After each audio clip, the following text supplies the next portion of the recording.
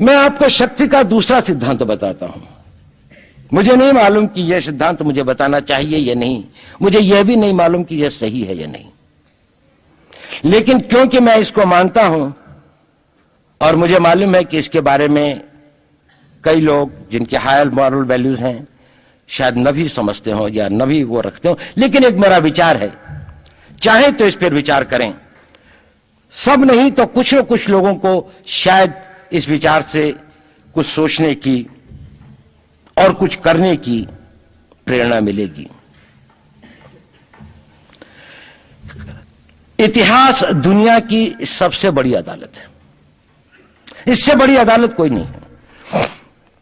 Supreme court में क्या हुआ, हाई कोर्ट में क्या हुआ, लड़ाई के मैदान में क्या हुआ, इलेक्शंस में क्या हुआ, ये सब बातें आती हैं चली जाती हैं, बाद में रह जाता है केवल इतिहास।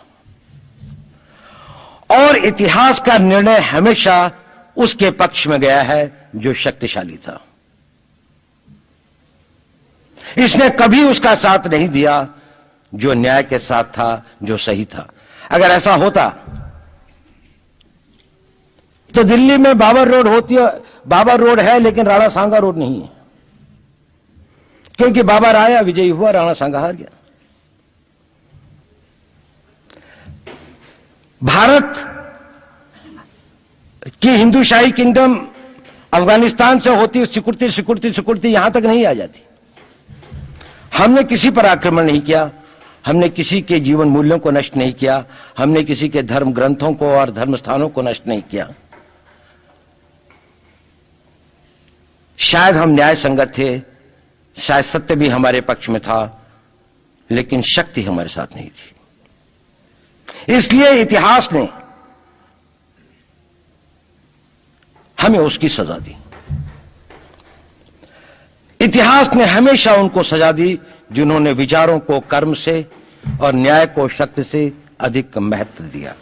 अब मैं ये नहीं कह रहा हूं कि उसको उसकी तिलांजलि कर देनी चाहिए, ये नहीं है कि न्याय का अपना महत्व नहीं है, लेकिन यदि कॉन्फ्लिक्ट ऑफ इंटरेस्ट हो तो शक्तिशाली बनना ज्यादा आवश्यक है। भारत धर्मगुरु भी तभी बनेगा जब एक शक्तिशाली भारत का निर्माण होगा। जिन लोगों ने भारत के ऊपर आक्रमण किया, भारत के ऊपर राज किया, इस प्रकार से राज किया कि राज करते वक्त, जाते वक्त अपने गुलामों से कह दिया कि तुम राज कर लो, हम तो जा रहे हैं, तो यहां पर गुलाम वंश भी बन गया। अगर हम लड़ाई के वॉरफेयर के उसूलों से देखें कि किसी भी राष्ट्र की जो कॉम्प्रिहेंसिव स्टेट पावर होती है, किन चीजों से वो लड़ाई लड़ता है, किसको हम कहते हैं कि ये शक्तिशाली है, दूसरा शक्तिशाली नहीं है, क्या वो अवयव होते हैं उसके, क्या घटक होते हैं उसके। तो भारत के पास जनशक्ति, धन शक्ति, ज्ञान की शक्ति, टेक्नोलॉजी की शक्ति, और जिन लोगों ने आक्रमण किया उनकी शक्ति को अगर हम ये देखें तो शायद 1 और 1000 का अनुपात भी नहीं होता। लेकिन उसके बाद भी हम वो नहीं कर पाए। और ये प्रश्न भी किसी ने पूछा, उस पर मैं आऊंगा बाद में। निवेदिता जी ने उसका बहुत अधिक उत्तर दिया, बहुत अच्छा उत्तर दिया था कि क्या कारण है, किसके कारण भी हम लोग इस लड़ाई में इतिहास ने हमारा साथ या हमारे पक्ष में न्याय नहीं दिया। क्या कारण है कि कश्मीर में हम लड़ रहे हैं, जिन्होंने हमारे ऊपर आक्रमण हो रहा है, हमारे ऊपर बाहर से लोग आकर वायलेशन हमारे बॉर्डर का करते हैं, इन्फिल्ट्रेटर्स हमारे यहां आते हैं, जबकि पूरा का पूरा कश्मीर भारत का भाग है, अभिन्न भाग है। कानून के अनुसार वहां के राजा ने यह हस्ताक्षर किए, हमें दिया।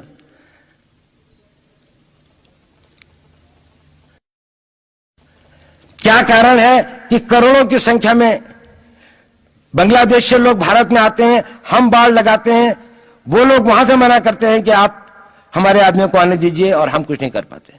और भारत में 2 करोड़ नागरिक रहते हैं। हम हर एयरपोर्ट के ऊपर में इमिग्रेशन की चेक पोस्ट लगाते हैं कि कहीं पर कोई एक आदमी बिना पासपोर्ट के या बिना वीजा के भारत में प्रवेश न कर जाए। यहां पर लाखों की संख्या में, करोड़ों की संख्या में लोग आते हैं। सुप्रीम कोर्ट भी ये वो करता है कि जिन लोगों ने जो इसके लिए जिम्मेदार हैं, उन्होंने जो काम किया है वो भारत के ऊपर आक्रमण के बराबर काम किया है। और वही सरकार उस सुप्रीम कोर्ट के 25 जुलाई 2005 के निर्णय के 3 दिन के अंदर में एक नया अध्यादेश जारी करके उन सारे के सारे कानूनों को फॉरेनर्स एक्ट के अंदर में इनकॉर्पोरेट कर लेती है, क्योंकि जो वो आईएमडीटी एक्ट था उसको सुप्रीम कोर्ट ने नल एंड वॉइड कर दिया। ये सब बातें हमें सोचने और समझने की आवश्यकता है। एक कारण, मैं ज्यादा चीजों में नहीं जाना चाहता, इतना समय भी नहीं होगा, कि भारत विदेशों से इतना नहीं हारा।